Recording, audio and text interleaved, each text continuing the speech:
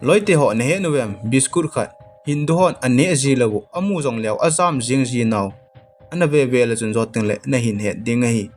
hi parle ji biscuit ahong kisem do apa alin anew a haw awayen na ngai sangin tuni chan hin ngai sang khat a hin alai ji ne hi mizo sen parle ji angai sang dan hi jingka cha don pen ai lo le office kai jeng hon jong office a om pe ting cha to hin ana me jiwin iti jon parle ji ana min chi le jengin parle ji hin sim do pa hi miken theita tailor won hui khat hi ane hi en hi chi pa hin ipite hin sim do a ipite hin sim panam ai lo le iti ko om ti chu ana veo hete chule parle ji biscuit hi kum som nga lang ahung min than zo win jong aman hi akal di pu ne hi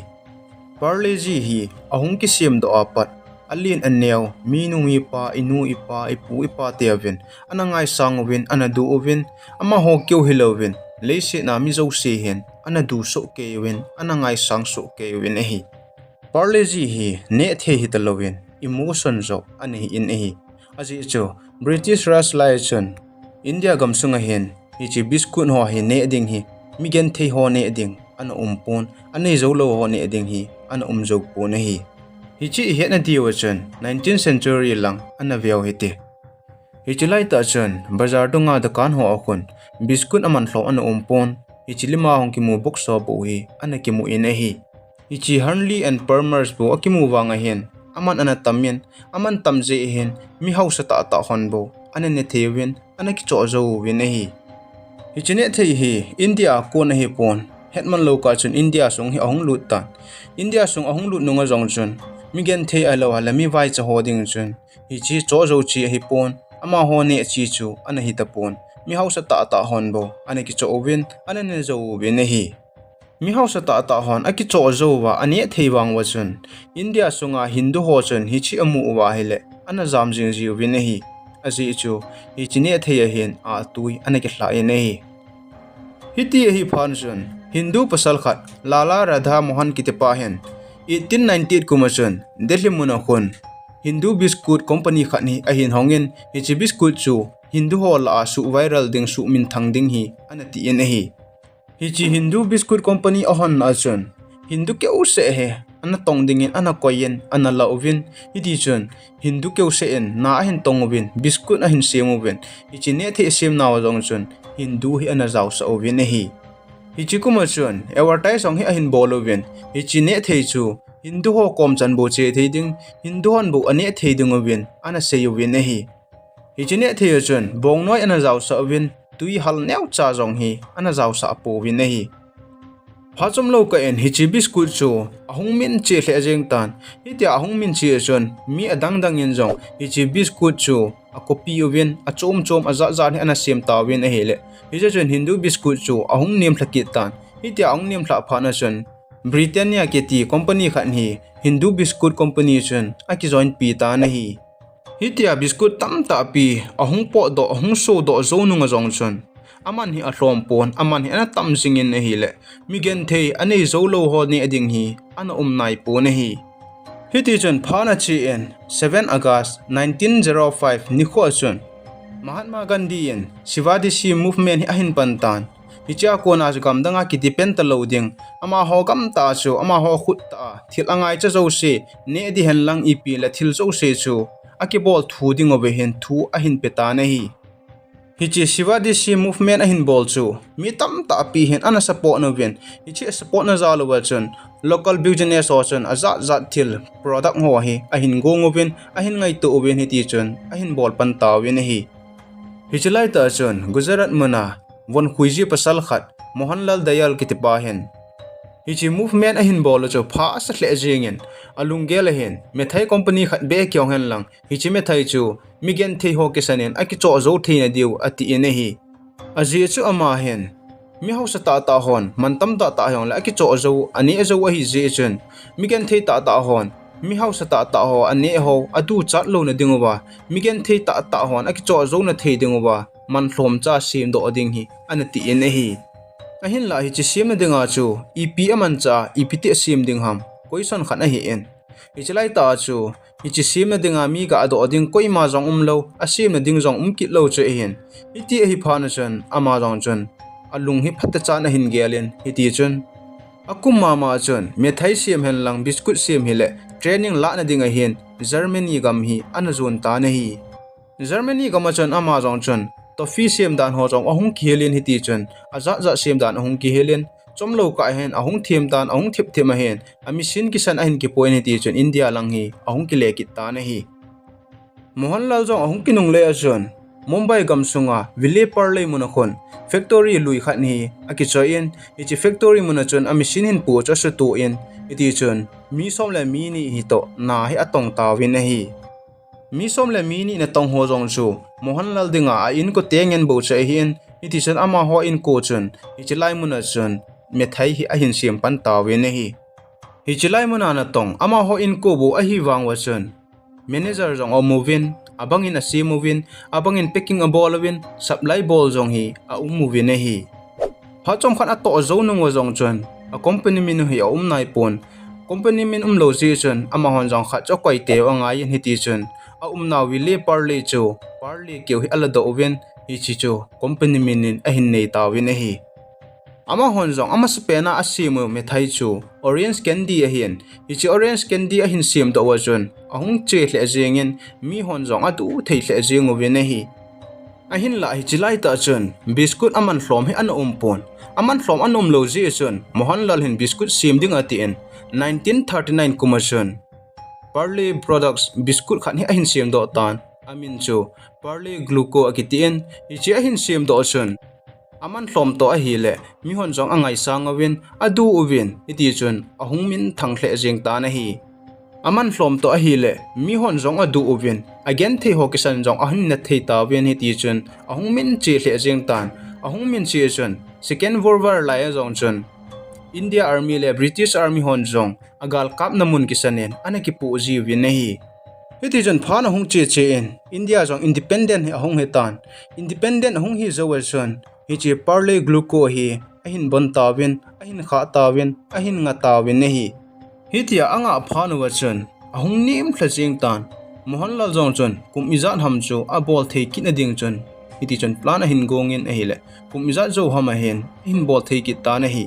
hitia hin bol thei kit phana chana man jong ahin bol kit tan a hile ahung hai hle jing kit tan ahung che hle jing kit tan kum izan zo hama hen hichi Parle ji copy chun company chom chomen ahin siam pan tawin hi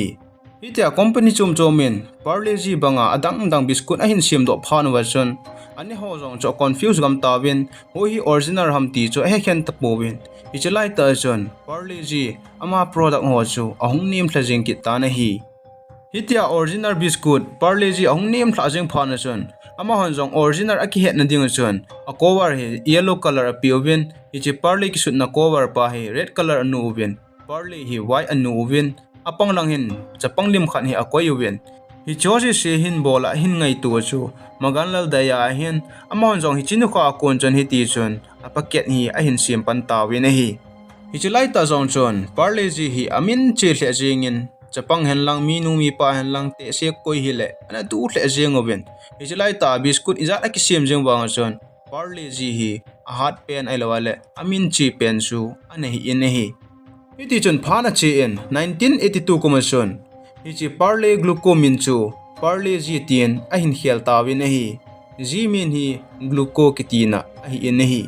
hichi lai ta chun hichi Parle ji hi TV azong advertise na hin bolwen hichi advertise tho hi bura khatle chapang mini hani hi in hichi advertise tho jong na mu kha deu hi in lung hela tle jengin ana veo hi te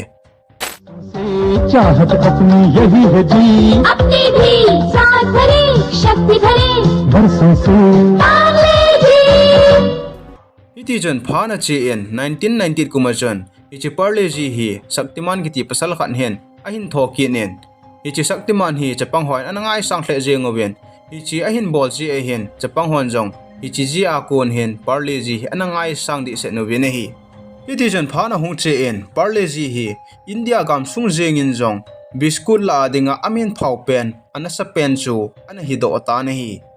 hichilai ta chon hichi company a kon chon azat zat ni ne ding hi ana pon tu langin wang azat zat ni a do gam ta na hi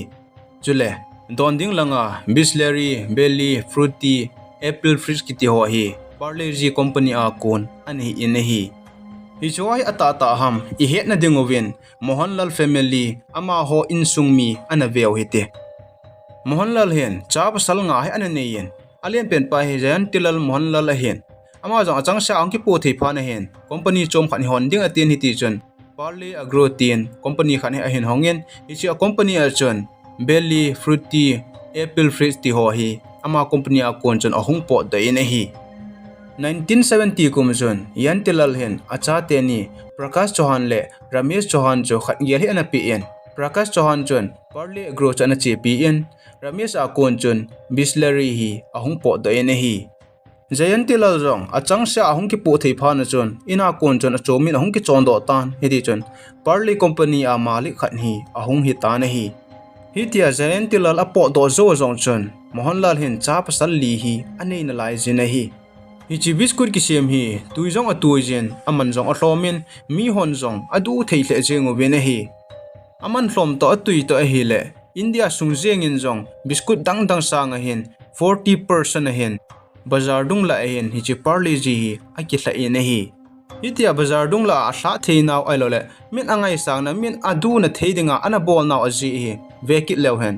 achi sa kum zakhat ma sang a chon Parle hin bazar dung la ai lo le min adu thei na ding min adei thei na ding achi thei na ding a hin na satta e hen ana khul ma sa en hi tulang a hen hi chi Parle company a kona hungdo biscuit Parle ji hi min zong atui dan he oven amin che hle jingen hichi Parle company hen hichi ahin sim do musang wachan ama ho hen bazar dung la mi du thei mi ga ne nom thei tin ahin hulu win hi hichi a khol na wa ko na ahin sim do naw ga he do thei chele hichi Parle ji biscuit hi cha to me khel khel ngai pon akewa jong nok ta ni ajeng thei chu a hi in hi leise na mi him ki banglo a hi ji chon mi abang khan hen cha ta bo hen an me no mo win hiti a hi ji chon Parle company hen 1930 kumachon Monaco kiti biscuit khat ni cha to me ding a hin ana sim do win a hi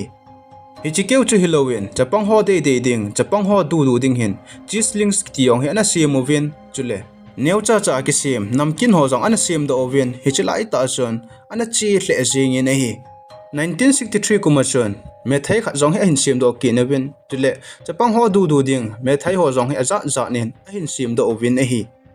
hi chotai lo chon me thai adang asim ho chu melody crack jack 2020 magic mil mango bite london dairy